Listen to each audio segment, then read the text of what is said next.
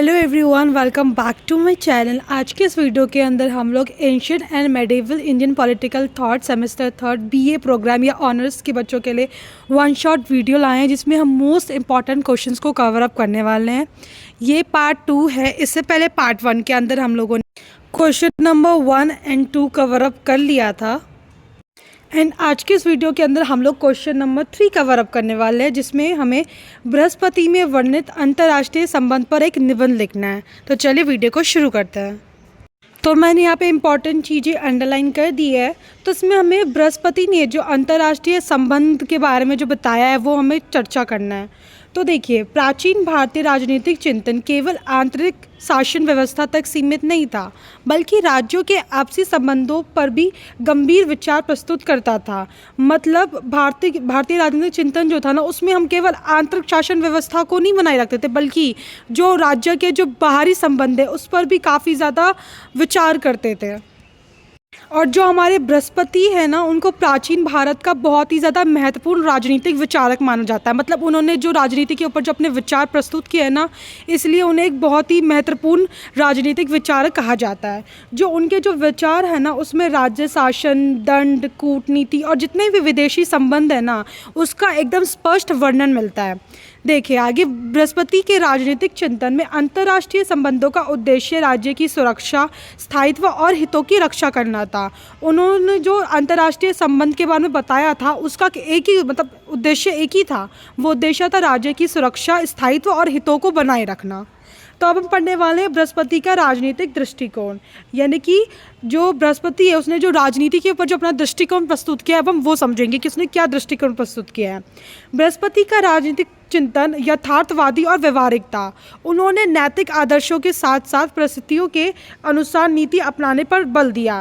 देखिए, जो बृहस्पति है ना, वो यथार्थवादी और व्यवहारिक दृष्टिकोण देते हैं। मतलब उनका कहना है ना कि जैसे जैसे परिस्थिति बदलती रहती है ना, उसके अनुसार आपको भी अपनी नीति को बदल लेना चाहिए। मतलब जैसी सिचुएशन है ना, उसके हिसाब से आप ढल जाओ। के अनुसार राज्य को अपने हितों की रक्षा के लिए मित्र, शत्रु और तटस्थ राज्यों के साथ विवेकपूर्ण व्यवहार करना चाहिए। मतलब वो कहते हैं कि अगर आपको अपनी हितों की रक्षा करनी है, तो उसके लिए जो आपके मित्र हैं, जो शत्रु हैं, जितनी भी तटस्थ राज्य है ना, उसके साथ विवेकपूर्ण व्यवहार करो। मतलब जिस टाइम पे जैसी सिचुएशन बनती है उसके अकॉर्डिंगली व्यवहार करो। अब हम आगे पढ़ने वाले अंतर्राष्ट्रीय संबंधों की अवधारणा। बृहस्पति के अनुसार अंतर्राष्ट्रीय संबंध राज्य के अस्तित्व और विस्तार से जुड़े होते हैं। प्रत्येक राज्य को अपने पड़ोसी राज्यों की शक्ति, नीति और उद्देश्य को समझकर संबंध स्थापित करने चाहिए। उन्होंने यह स्वीकार किया कि सभी राज्य समान नहीं होते और उनके हित भी अलग अलग होते हैं। मतलब बृहस्पति कहते हैं जो आपके जो अंतर्राष्ट्रीय संबंध है ना, वो राज्य के अस्तित्व और विस्तार से जुड़े होते हैं। आपके राज्य का विस्तार तभी होता है जब आप अंतर्राष्ट्रीय संबंध बनाते हैं। और इतना ही नहीं, प्रत्येक राज्य के जो पड़ोसी देश होते हैं ना, उसको अपने पड़ोसी राज्यों की शक्ति, नीति और उद्देश्य को समझकर ही संबंध स्थापित करने चाहिए। जो बृहस्पति हैं वो ये भी कहते हैं कि मतलब प्रत्येक राज्य समान नहीं होता, उन सभी के हित अलग अलग होते हैं। अगर आप भारत को देखें तो भारत का पड़ोसी देश चीन भी है, पाकिस्तान भी है, लेकिन हमारे अंतर्राष्ट्रीय संबंध पाकिस्तान और चीन के साथ उतने ज़्यादा अच्छे नहीं हैं। इसलिए हमें सोच समझ के अपने पड़ोसी राज्य के साथ अपने संबंध स्थापित करने चाहिए। आगे बृहस्पति ने कहा मित्र राज्य की अवधारणा होनी चाहिए। मतलब बृहस्पति ने मित्र राज्य को अंतर्राष्ट्रीय संबंधों का महत्वपूर्ण आधार माना है। कहते हैं कि जो अंतर्राष्ट्रीय संबंधों में ना, सबसे पहले मित्रता होनी चाहिए। मतलब मित्र वही राज्य हो सकता है जो संकट के समय सहायता करे और जिसकी नीति स्तर हो। मित्रता केवल भावनात्मक नहीं, बल्कि स्वार्थ और आवश्यकता पर आधारित होनी चाहिए। बृहस्पति हैं वो कहते हैं कि सबसे पहले तो आपको उस राज्य को मित्र बनाना है जो संकट के समय आपकी सहायता करे और जिसकी नीति काफ़ी ज़्यादा स्थिर हो। और जो मित्रता आप करोगे ना अंतर्राष्ट्रीय राज्यों के साथ, वो आप केवल भावनात्मक मतलब इमोशनल होकर नहीं करोगे, बल्कि आप अपने स्वार्थ और आवश्यकता के अकॉर्डिंग करोगे। मतलब आप ये सोच के आप किसी राज्य को मतलब अपना फ्रेंड बनाओगे कि जब संकट के समय वो राज्य आपकी हेल्प कर पाएगा या नहीं, वो इतना सक्षम है या नहीं, और उसकी नीति कैसी है, नीति स्थिर है या नहीं, आपकी किस प्रकार की आवश्यकता के अनुसार वो मदद कर पाएगा या नहीं। तो ये सब सोच समझ के दोस्त बनाना स्वार्थ के अकॉर्डिंग। आगे उन्होंने कहा शत्रु राज्य के प्रति नीति। तो कहते हैं आपके जो शत्रु राज्य है ना, उसके प्रति आपके पास एक बहुत अच्छी नीति होनी चाहिए। तो बृहस्पति के अनुसार शत्रु से संबंध रखते समय अत्यधिक सतर्कता आवश्यक है, मतलब आपको काफ़ी ज़्यादा अलर्ट रहना पड़ेगा। शत्रु को कमज़ोर करने के लिए आपको कूटनीति, संधि, छल, शक्ति का प्रयोग आवश्यक हो सकता है। मतलब ये सारी चीज़ें क्या हो सकती है, आवश्यकता पड़ सकती है। और उन्होंने ये भी कहा है कि शत्रु के साथ स्थायी मित्रता संभव नहीं है। जैसे कि आप पाकिस्तान को देख ले या फिर आप चीन को देख ले, ये हमारे शत्रु राज्य है, इसलिए हम इनके साथ फ्रेंडशिप तो रखते हैं, बट उतना स्थायी फ्रेंडशिप नहीं होता। मतलब हमारे बीच युद्ध भी होता रहता है, लड़ाई भी होती रहती है, जैसे पाकिस्तान से भी लेटेस्ट लड़ाई हुई है हमारे बीच। बट ऐसा नहीं है कि हमारे बीच में ट्रेड नहीं होता, व्यापार नहीं होता, व्यापार होता है, लेकिन वो पक्की दोस्ती नहीं है। इसलिए हमें शत्रु के प्रति कूटनीति, संधि, छल, शक्ति आदि का आवश्यक प्रयोग करना चाहिए। ये कहते हैं तटस्थ राज्यों का महत्व।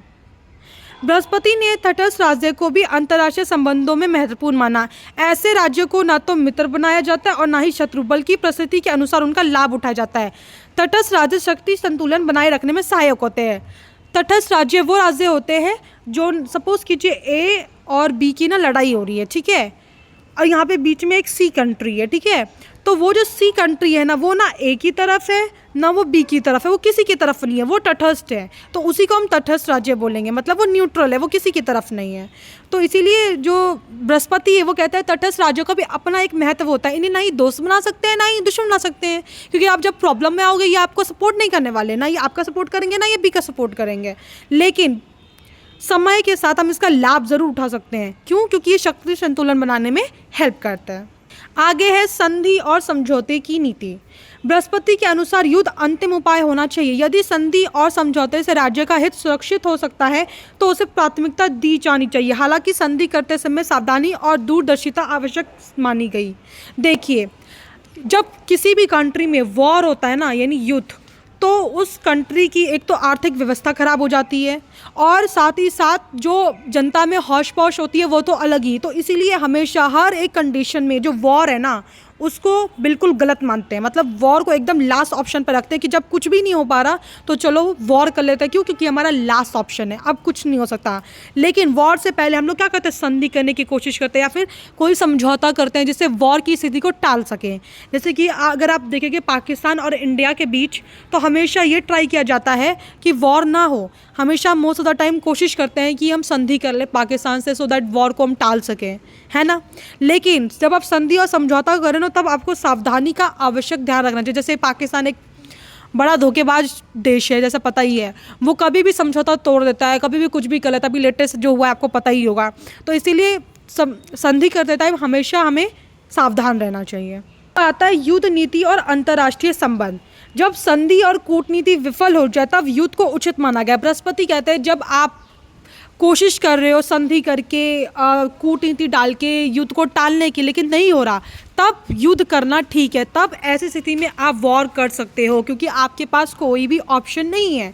अब ऐसी स्थिति में वॉर कर सकते हो। बृहस्पति ने युद्ध को पूर्णतः त्याज्य नहीं माना, बल्कि राज्य की रक्षा के लिए आवश्यक बताया। जो बृहस्पति है ना, वो कहते हैं वॉर करना अच्छी बात नहीं है, लेकिन ये देश की, राज्य की रक्षा के लिए बहुत ही ज़्यादा ज़रूरी है। युद्ध भी राज्य के हित और शक्ति के अनुसार ही किया जाना चाहिए। युद्ध तभी करो जब बहुत ही ज़्यादा आवश्यकता हो और राज्य के हित में हो, ठीक है। मतलब ऐसा नहीं है कि आप छोटी छोटी बातों पर युद्ध कर रहे हो, तो दैट इज़ वेरी रॉन्ग। तो युद्ध तब करो जब आपके पास कोई ऑप्शन ना बचे। ऐसी स्थिति में आपको वॉर करना पड़ता है। यह कूटनीति का महत्व। बृहस्पति के विचारों में कूटनीति को अत्यंत महत्वपूर्ण स्थान प्राप्त है। दूतों, गुप्तचरों और संदेशों के माध्यम से अन्य राज्यों की नीति और शक्ति का ज्ञान प्राप्त करना आवश्यक बताया गया है। कूटनीति को युद्ध से अधिक प्रभावी साधन माना गया है। जो बृहस्पति हैं वो कहते हैं वॉर से भी ज़्यादा बढ़िया चीज़ क्या है, कूटनीति है। अगर आप किसी देश में आप दूतों के ज़रिए, गुप्तचरों के ज़रिए, संदेशों के ज़रिए आप उस राज्य की नीति, शक्ति के बारे में पता कर पा रहे हो कि कौन सा राज्य कितना शक्तिशाली है, क्या चल रहा है क्या नहीं, तो ये युद्ध करने से भी ज़्यादा बेटर है। क्यों भाई? जब आपको किसी दूसरे देश के अंदर क्या चल रहा है क्या नहीं चल रहा है इसके बारे में जानकारी होगी तो आप बेटर प्लान्स बना पाओगे, बेटर चीज़ें सोच पाओगे और उसके अगेंस्ट में बेटर वर्क कर पाओगे। तो इसलिए कूटनीति को बहुत ही ज़्यादा अच्छा माना गया है। आगे पढ़ते हैं हम। हमारा जो लास्ट पॉइंट है वो है हम पढ़ने वाले हैं शक्ति और यथार्थवाद। बृहस्पति का अंतर्राष्ट्रीय चिंतन शक्ति आधारित था, मतलब जो बृहस्पति ने अंतर्राष्ट्रीय चिंतन प्रस्तुत किया वो शक्ति पे पूर्ण रूप से आधार था। ठीक है, राज्य की नीति नैतिक आदर्शों से अधिक उसकी शक्ति और परिस्थितियों पर निर्भर करती है। मतलब राज्य जो भी नीति बनाएगा ना वो नैतिक रूप से आदर्शों पर नहीं चलेगा बल्कि शक्ति और परिस्थितियों के अनुसार चेंज होता रहेगा। जैसे हमने स्टार्टिंग में बृहस्पति ने कहा था कि परिस्थितियों के अनुसार अपनी नीति को बदलते रहो, तो वो अभी भी कहते हैं कि शक्ति और परिस्थितियों के अनुसार आपको अपनी नीति को बदलते रहना चाहिए, ना कि राज्य के नैतिक आदर्शों पर चलते रहना चाहिए। इस कारण उनके विचारों को व्यवहारिक और यथार्थवादी माना जाता है, और इसी कारण उनके जो विचार है उनको क्या कहा जाता है, व्यवहारिक और यथार्थवाद। अब हम फोर्थ क्वेश्चन करने वाले हैं जिसमें बोला गया समन्वयवाद क्या है, कबीर के संदर्भ में इसकी विवेचना कीजिए। चलिए शुरू करते हैं। भारतीय बौद्धिक और आध्यात्मिक परंपरा में समन्वयवाद का विशेष स्थान रहा है। भारत विविध धर्मों, संप्रदायों और विचारधाराओं का देश रहा है, जहाँ भिन्न भिन्न मान्यताओं के बीच सामंजस्य स्थापित करने का प्रयास निरंतर होता रहा है। मध्यकालीन भारत में जब धार्मिक कट्टरता, सामाजिक भेदभाव और ब्राह्मण्य आडंबर बढ़ रहे थे, तब संत कबीर ने अपने विचारों के माध्यम से समन्वयवादी दृष्टिकोण प्रस्तुत किया। कबीर का चिंतन धार्मिक और सामाजिक दार्शनिक स्तर पर समन्वय का उत्कृष्ट उदाहरण है। सबसे पहले ये समझते समन्वयवाद होता क्या है। देखिए, आप सभी को पता है जो भारत है ना वो विविधता के लिए जाना जाता है। क्यों? क्योंकि भारत में विविध धर्म है, विविध संप्रदाय है, बहुत सारी अलग अलग प्रकार की विचारधाराएं हैं, है ना, और उन सबकी मान्यताएं हैं वो भी भिन्न भिन्न है। लेकिन आज के टाइम में अगर आप देखेंगे तो सभी अपनी विचारधाराओं को, अपनी संप्रदाय को उच्च कहते हैं, जिस कारण बहुत ज़्यादा हिंसा होती है, लड़ाई होती है, बहसें होती है। लेकिन उस टाइम पे ना कबीर जी थे जो इन सभी भिन्न भिन्न विचारधाराओं, संप्रदायों, धर्मों के बीच ना सामंजस्य स्थापित करने का प्रयास करते थे, और इसी सामंजस्य स्थापित करने को ही समन्वयवाद कहा गया है। मतलब समन्वयवाद का अगर मैं सरल रूप में अर्थ बताऊं तो ये है कि किसी भी धर्म को या किसी भी संप्रदाय या किसी भी एक प्रकार की विचारधारा को उच्च नहीं कहा गया है, बल्कि सभी को समान माना गया और सभी को समान रूप से रिस्पेक्ट दी गई है। इसी को हम समन्वयवाद कहेंगे। मतलब जहाँ पे सभी विचारधाराएं, सभी धर्म, सभी एक जैसे है, एक समान है, जहाँ पे कोई भी उच्च नहीं है। इसे भी एक बार पढ़ लेते हैं समन्वयवाद का क्या अर्थ है। समन्वयवाद से आशय है उस विचारधारा से जिसमें विभिन्न मतों, धर्मों, संप्रदायों और विचार प्रणालियों के बीच सामंजस्य स्थापित किया जा सके। इसमें किसी एक मत की श्रेष्ठता सिद्ध करने के बजाय सभी में निहित सत्य को स्वीकार किया जाता है। समन्वयवाद संघर्ष के स्थान पर सह अस्तित्व और एकता पर बल देता है। मतलब समन्वयवाद से क्या मतलब है, जहाँ पे भिन्न मत हैं, धर्म हैं, संप्रदाय हैं, विचारधारा है, उन समय सामंजस्य स्थापित कर सके हम लोग, मतलब उन समय स्टेबिलिटी डाल सके, और किसी भी एक मत की श्रेष्ठता को सिद्ध करने की बजाय सभी मत में, मतलब देखिए हर एक चीज़ में कुछ ना कुछ अच्छी बातें मतलब छुपी हुई होती है। कभी हमें हिंदू धर्म कुछ अच्छा बताता है, कभी हमें मुस्लिम धर्म कुछ अच्छा बताता है। तो ऐसा ना बोले कि हम कि अरे हमारा हिंदू धर्म बेस्ट है जी, नहीं हमारा मुस्लिम धर्म बेस्ट है, बल्कि उसके बजाय हम जो हिंदू धर्म में जो अच्छी क्वालिटीज़ है उनको ले लें, जो मुस्लिम धर्म जो अच्छी क्वालिटीज़ है उनको ले लें। तो समन्वयवाद इसी पे फोकस करता है। वो किसी एक मत या किसी एक विचारधारा को श्रेष्ठ नहीं बोलता, बल्कि सारे मतों को और सारे चीज़ों की रिस्पेक्ट करता है, और उन सब में जो जो अच्छी बातें छिपी हुई हैं उसको स्वीकार करता है। मध्यकालीन भारत की पृष्ठभूमि। मध्यकालीन भारत में हिंदू और इस्लाम दो प्रमुख धार्मिक परंपराएं विद्यमान थी, अभी भी है। जैसे कि आप देखेंगे तो भारत में वैसे और भी धर्म है, लेकिन मुख्य रूप से हिंदू और मुस्लिम का ज़्यादा चलता है। दोनों धर्मों के अनुयायियों में वैचारिक दूरी, सामाजिक भेद और धार्मिक कट्टरता बढ़ रही थी। इसी वातावरण में संत कबीर का उदय हुआ, जिन्होंने दोनों धर्मों की सीमाओं से ऊपर उठकर मानवता और सत्य का संदेश दिया। अगर आप आज के टाइम में देखेंगे तो हिंदू कहते हैं कि ये चीज़ें करो तो इससे बेस्ट बनोगे, मुसलमान कहते हैं ये चीज़ें करो इससे बेस्ट बनोगे, और इसी कारण उन दोनों में ना कट्टरता बहुत बढ़ रही थी, मतलब लड़ाइयाँ हो रही थी, बहसें हो रही थी। इसी टाइम में जब कबीर जी आए ना, तो उन्होंने इन दोनों धर्मों की सीमाओं से ऊपर ना एक संदेश दिया, वो था मानवता और सत्य का। मतलब उन्होंने कहा जो ह्यूमैनिटी है ना, जो मतलब मानवता है वो ज़्यादा बड़ी है। ये हिंदू, मुस्लिम, सिख, ईसाई, ये इन सब चीज़ों से सबसे बढ़कर जो है ह्यूमनिज़म यानी मानवता। अगर आप एक अपने अंदर इंसानियत का भाव रखते हो ना तो वो सबसे बेस्ट है। देखिए आज के टाइम में इंसान हर कोई है, लेकिन अपने अंदर इंसानियत रखना वो सबसे अलग बात और गहरी बात होती है। अब हम यहाँ पे कबीर जी का समन्वयवादी दृष्टिकोण पढ़ने वाले हैं। तो जिसमें सबसे पहले कबीर जी ने हिंदू और इस्लाम धर्म में समन्वय करवाने की कोशिश की थी। कबीर ने ना तो इस्लाम को केवल हिंदू माना और ना ही केवल मुसलमान। उन्होंने मंदिर और मस्जिद दोनों की बाहरी पूजा पद्धतियों की आलोचना की। कबीर के अनुसार ईश्वर ना तो मंदिर में है और ना ही मस्जिद में है, बल्कि ये मनुष्य के हृदय में निवास करता है। इस प्रकार उन्होंने दोनों धर्मों के बीच एक साझा आध्यात्मिक आधार प्रस्तुत किया। देखिए, कबीर जी ने ना हिंदू और मुस्लिम दोनों की भर भर के आलोचना की, दोनों को ही गलत ठहराया।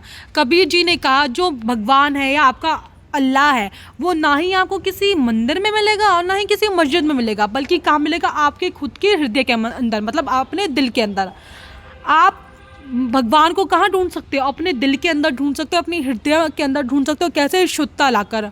अगर आप एक शुद्ध व्यक्ति हो, शुद्ध से मेरा मतलब है आपके अंदर कोई छल कपट नहीं है, आप सच्चे व्यक्ति हो, आपके अंदर मानवता है यानी इंसानियत है, तो ईश्वर आपके अंदर ही निवास करता है। आपको कहीं मंदिर या मस्जिद जाने की ज़रूरत नहीं है उसको ढूंढने के लिए। आप खुद के दिल के अंदर, हृदय के अंदर ढूंढेंगे तो आपको स्वयं ईश्वर या अल्लाह निवास करते हुए दिखाई देंगे। तो इस प्रकार इस चीज़ को बोलकर उन्होंने दोनों धर्मों के बीच आध्यात्मिक रूप से साझा करवाने की कोशिश की। निर्गुण भक्ति और इस्लामी एकेश्वरवाद का समन्वय। कबीर का ईश्वर निर्गुण, निराकार और एक है। कबीर कहते हैं ईश्वर निर्गुण है, मतलब निराकार है, ईश्वर का कोई भी एक आकार नहीं है। और ना ही जो कबीर है हमारे, वो किसी मूर्ति पूजा में विश्वास करते हैं। वो मूर्ति पूजा में विश्वास नहीं करते, वो एक निर्गुण भक्त है, वो किसी भी प्रकार की मूर्ति पूजा में नहीं विश्वास करते। और वो कहते हैं ईश्वर जो निराकार है और केवल एक ही ईश्वर है। ये अवधारणा हिंदू निर्गुण भक्ति परंपरा और इस्लाम के एकेश्वरवाद दोनों से मेल खाती है। कबीर का राम कोई अवतारी देव नहीं बल्कि सर्वव्यापी सत्य का प्रतीक है। कबीर जी कहते हैं कि ईश्वर एक ही है, निर्गुण है, और राम कोई भी अवतार नहीं है बल्कि सर्वव्यापी सत्य का प्रतीक है। अगला आता है कर्मकांड और बाह्य आडंबर का बाह्य आडंबर का विरोध। कबीर ने धार्मिक कर्मकांड, मूर्ति पूजा, रोज़ा, नमाज, तीर्थ यात्रा सभी का विरोध किया। उनके अनुसार बाह्य आडंबर मनुष्य को सत्य से दूर करता है। ये दृष्टिकोण हिंदू और मुस्लिम दोनों समाजों की रूढ़ियों के विरुद्ध था, जो समन्वयवाद की स्पष्ट अभिव्यक्ति है। देखिए, कबीर ने स्वयं को ना ही हिंदू बताया और ना ही मुस्लिम बताया, इसलिए उन्होंने हिंदू और मुस्लिम में जो भी बाहरी आडंबर किए जाते हैं ना, नकली कर्मकांड या फिर मूर्ति पूजा, रोज़ा, नमाज और तीर्थ यात्रा पर जाते हैं हिंदू लोग, इन सबका उन्होंने खुलकर कट्टर रूप से विरोध किया। कबीर कहते हैं कि ये सब जो नकली चीज़ें हैं ना, ये आपको सत्य से दूर करती है और आपको ईश्वर की प्राप्ति ये सब चीज़ें करके नहीं होगी, बल्कि आप अपने अंदर इंसानियत लाइए, लोगों की हेल्प कीजिए, सत्य बोलिए, इससे होगी। तो इसलिए कबीर जी ने इन सब का खुलकर विरोध किया और इसी प्रकार उन्होंने हिंदू और मुस्लिम दोनों समाजों के बीच मतलब जो भी रूढ़ियाँ फैली हुई हैं ना, इस सब का खुलकर विरोध किया और समन्वयवाद की स्पष्ट अभिव्यक्ति की। जाति व्यवस्था और सामाजिक भेद का विरोध। कबीर ने जाति व्यवस्था को सिरे से अस्वीकार किया। उन्होंने जन्म के आधार पर ऊंच नीच को अनुचित बताया। कबीर के अनुसार सभी मनुष्य समान है क्योंकि सभी में एक ही ईश्वर का अंश विद्यमान है। ये विचार सामाजिक समन्वय को बढ़ावा देता है। देखिए, जो आज के टाइम में होता है ना, मैं हिंदू हूँ, तुम मुस्लिम हो, या फिर जाति होती है जैसे मैं ब्राह्मण, तुम वैश्य, तुम क्षत्रिय, तुम शूद्र, तो इसको जो कबीर जी उन्होंने खुलकर अस्वीकार किया। उन्होंने कहा जन्म के आधार पर किसी को ब्राह्मण, मुस्लिम और उसके अनुसार आप उसके साथ जो भेदभाव करोगे ये सरासर गलत है और अनुचित है। मतलब जन्म के आधार पर देखिए, कोई बच्चा जन्म ले रहा है तो उसकी क्या गलती है? वो वैश्य खानदान में पैदा हो गया या गरीब खानदान में आ गया या फिर शूद्र में पैदा हो गया, तो उसके अनुसार उसके साथ भेदभाव करना सरासर गलत और अनुचित होगा। तो इसलिए उसका उन्होंने खुलकर विरोध किया। और वो सब कबीर क्या कहते हैं इसके पक्ष में? कबीर कहते हैं हम सभी एक समान है, हम सभी एक ही ईश्वर का अंश है। आता है गुरु और आत्मज्ञान का महत्व। कबीर ने सच्चे गुरु को ईश्वर से भी ऊपर स्थान दिया। उनके अनुसार गुरु ही मनुष्य को अज्ञान से ज्ञान की ओर ले जाता है। ये विचार विभिन्न आध्यात्मिक परंपराओं को जोड़ता है, समन्वय की भावना को मजबूत करता है। जो कबीर है ना, वो कहते हैं जो सच्चा गुरु है ना, वो ईश्वर से भी काफ़ी ऊपर है। क्यों? क्योंकि जो गुरु होता है ना, वो आपको अज्ञानता से ज्ञान की ओर लेके जाता है। देखिए, कोई व्यक्ति है, कोई गुरु है, वो अगर सच्चा गुरु है ना, तो वो आपको स्वयं बताएगा कि जितने भी कर्मकांड है, नकली चीज़ें हैं, लाइक तीर्थ यात्रा पे जाना, रोज़ा करना, ये मूर्ति पूजा करना, यह आडंबर है। वो सच्चा गुरु आपको खुद ही बताएगा। लेकिन जो नकली ढोंगी बाबा होंगे वो कहेंगे हाँ जी ये करो जी, भर भर के दान करो, आपको ये मिलेगा वो मिलेगा। तो इसलिए कहते हैं जो सच्चा गुरु है ना वो ईश्वर से भी ऊपर है। क्यों? क्योंकि आपको वो इन अज्ञानताओं से दूर करके ज्ञान की ओर लेके जाएगा और वो आपको बताएगा कि जीवन में सिर्फ और सिर्फ मानवता ही एक सच्चा धर्म है, ना कि कोई और धर्म। ठीक है, तो इसलिए सच्चे गुरु को उन्होंने ईश्वर से भी सबसे ऊपर स्थान दिया है। आगे आता है मानवता को धर्म से ऊपर स्थान। अभी मैंने बताया वो हमेशा कहता है मानवता ही एक सच्चा धर्म है। कबीर के लिए धर्म का वास्तविक उद्देश्य मानवता की सेवा है। मतलब कबीर कहते हैं कि अगर आप मानव मतलब अपने अंदर आप मानवता ला रहे हो, इंसानियत ला रहे हो, तो वही सच्ची सेवा है, वही सच्चा धर्म है। उन्होंने प्रेम, करुणा, सत्य और सहिष्णुता को सर्वोच्च मूल्य माना। उन्होंने कहा अपने अंदर प्रेम रखो, करुणा रखो, सत्य रखो, इंसानियत रखो, यही सबसे ज़्यादा अच्छी क्वालिटीज़ होनी चाहिए एक इंसान के अंदर। इस प्रकार कबीर का समन्वयवादी केवल धार्मिक नहीं बल्कि मानवीय है। इसलिए कबीर ने जो है ना वो धार्मिक चीज़ों पे ज़्यादा फोर्स नहीं किया है बल्कि मानवता पे ज़्यादा फोर्स किया है। कबीर का समन्वयवाद, राजनीतिक और सामाजिक महत्व। कबीर का समन्वयवादी चिंतन समाज में शांति और एकता का स्थापित करने का प्रयास था। उनके विचारों ने धार्मिक टकराव को कम करने और सामाजिक समरसता को बढ़ावा दिया। यह चिंतन मध्यकालीन भारत समाज के लिए अत्यंत प्रासंगिक था। तो देखिए जो कबीर है ना उन्होंने इस अपने समन्वयवादी चिंतन में जहाँ पे वो बोलते हैं कि सिर्फ मानवता रखो, मंदिर मस्जिद में आपको ईश्वर नहीं मिलेगा, वो दिल में निवास करता है, ये मूर्ति पूजा बेकार है, ढोंग है, इन सब चीज़ों के थ्रू ये समन्वयवादी सोच चिंतन है, राइट। तो इसके थ्रू उन्होंने ना शांति और एकता फैलाने की कोशिश की लोगों के अंदर, और जो सामाजिक रूप से टकराव है, जो भेदभाव किए जाते हैं, इन सबको दूर करने का प्रयास किया और लोगों में एकता लाने की कोशिश की, दोनों लोगों में भाईचारा की भावना बढ़ाने की कोशिश की और मानवता को फोर्स किया कि सो दैट लोग अपने अंदर इंसानियत लाएं। आपको मेरे लेक्चर्स की वीडियोस कैसे लगते हैं मुझे ज़रूर बताइएगा। अगर आपको वीडियो अच्छा लगे तो प्लीज़ लाइक ज़रूर कीजिएगा और कमेंट के थ्रू अपना फीडबैक ज़रूर दीजिएगा कि आपको मेरे क्वेश्चन आंसर जो मैं समझाती हूँ, जिस प्रकार से मेरा पढ़ाने का तरीका, मेरे नोट्स समझ में आते हैं या नहीं आते हैं। मुझे आपके लाइक एंड कॉमेंट्स का बेसब्री से इंतज़ार रहता है। जो हमारे लास्ट 2 क्वेश्चन है वो हम नेक्स्ट वीडियो में कवर अप करेंगे एंड आई होप मैंने जो क्वेश्चन नंबर 3 और 4 समझाया वो आप लोगों को अच्छे से समझ में आया होगा। अगर वीडियो पसंद आई हो तो do like, share, comment and don't forget to subscribe my YouTube channel and मिलते हैं नेक्स्ट वीडियो में। Thanks for watching.